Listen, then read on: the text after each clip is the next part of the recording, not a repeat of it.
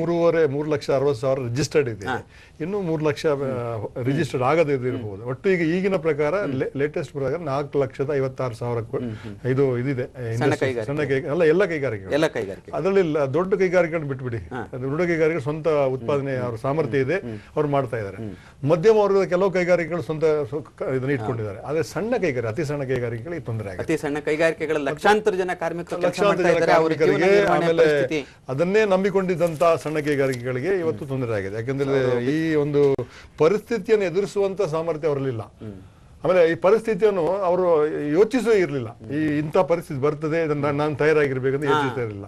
ಅದರಿಂದ ಏನಾಗಿದೆ ಅಂತ ಹೇಳಿದ್ರೆ, ಈಗ ಒಂದು ಟೇಕನ್ ಬೈ ಸರ್ಪ್ರೈಸ್. ಈಗ ನಾವು ಇದನ್ನು ಬಹಳ ಸರ್ಪ್ರೈಸ್ ಆಗಿ ಬಂದಿದೆ ನಮಗೆ, ಹಠಾತ್ ಆಗಿ ಬೆಳವಣಿಗೆ ಬಂದಿದೆ. ಈ ಹಠಾತ್ ಬೆಳವಣಿಗೆ ಏನಾಗಿದೆ ಅಂತ ಹೇಳಿದ್ರೆ, ನಾವು ಈ ಪ್ರೋಸೆಸ್ ಇಂಡಸ್ಟ್ರಿ ಏನಿದೆಯಾ ಅದಕ್ಕೆ ತೊಂದರೆ ಆಗಿದೆ. ಸೊ ಬಹುಶಃ ಇದೇನಾಗುತ್ತೆ, ನೀವು ಹೇಳಿದಾಗೆ ಪಕ್ಕದ ರಾಜ್ಯದಲ್ಲಿ ತೆಲಂಗಾಣ ಸಮಸ್ಯೆ ಗಂಭೀರವಾಗಿದೆ. ಆಗಾಗ್ಗೆ ಅಲ್ಲಿ ಚಳುವಳಿ ನಡೀತಾ ಇದೆ, ರಸ್ತೆ ರೋಕೋ, ರೈಲ್ ರೋಕೋ ನಡೆಯುತ್ತೆ, ಕಲ್ಲಿದ್ದಲು ಪೂರೈಕೆಗೆ ಅಡಚಣೆ ಆಗುತ್ತೆ.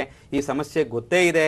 ಆದರೆ ಏನಾಗುತ್ತೆ, ನಮ್ಮ ಆಳುವ ಸರ್ಕಾರಕ್ಕೆ ಅವರಿಗೆ ಉಪಚುನಾವಣೆಗಳು ಪ್ರತಿ ಹೆಚ್ಚು ಕಮ್ಮಿ 3 ತಿಂಗಳಿಗೆ 6 ತಿಂಗಳಿಗೆ ಒಂದೊಂದು ಉಪಚುನಾವಣೆಗೆ ಅವರು ತಯಾರಾಗಬೇಕಾಗುತ್ತೆ. ಅಲ್ಲೆಲ್ಲ ನಾಯಕರೆಲ್ಲ ಅಲ್ಲಿ ಪ್ರಚಾರಕ್ಕೆ ಹೋಗ್ತಾರೆ. ಈಗ ಇತ್ತೀಚೆಗಷ್ಟೇ ಕೊಪ್ಪಳದಲ್ಲಿ ಚುನಾವಣೆ ಮುಗಿಸಿ ಬಂದಿದ್ದಾರೆ, ಸ್ವಲ್ಪ ಸುಸ್ತಾಗಿದ್ದಾರೆ, ಸುಧಾರಿಸ್ಕೊಳ್ತಾ ಇದ್ದಾರೆ.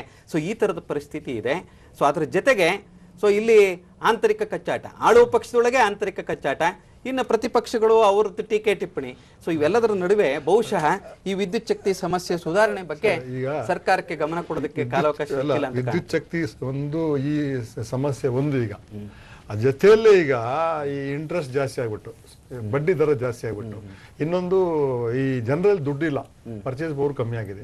ಒಟ್ಟು ಸೇರಿ ಒಂದು 25-30% ಅಷ್ಟು ನಮ್ಗೆ ಪ್ರೊಡಕ್ಷನ್ ಕಮ್ಮಿ ಆಗಿದೆ. ಅದರಲ್ಲಿ ಈಗ ನಮ್ಮ ವಿದ್ಯುತ್ ಶಕ್ತಿ ಅಭಾವದಿಂದಾಗಿ ಇವತ್ತು 10-12% ನಮ್ಗೆ ಅದು ಕಾಂಟ್ರಿಬ್ಯೂಷನ್ ಆಗುತ್ತೆ.